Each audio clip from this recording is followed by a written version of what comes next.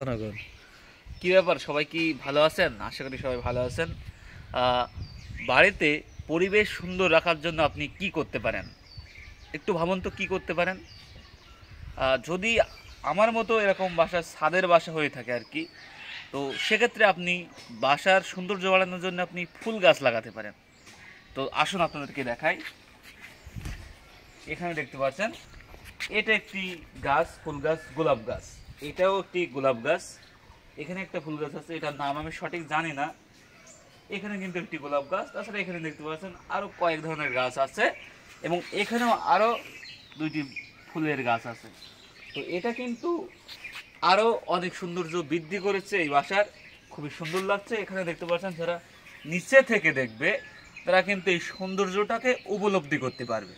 তো মূলত আপনার বাসা যদি এমন হয়ে থাকে, বা আপনার বাসার ছাদে ঠিক এরকম ছোট্ট একটা স্পেস থেকে থাকে, যেটা আপনার বাসার ফ্রন্টের থেকে দেখা যাবে, তাহলে কিন্তু একটা ভালো লুক পাবে আপনার বাড়ির যারা আসবে তারা কিন্তু দেখলে এটা তাদেরকে ভালো লাগবে।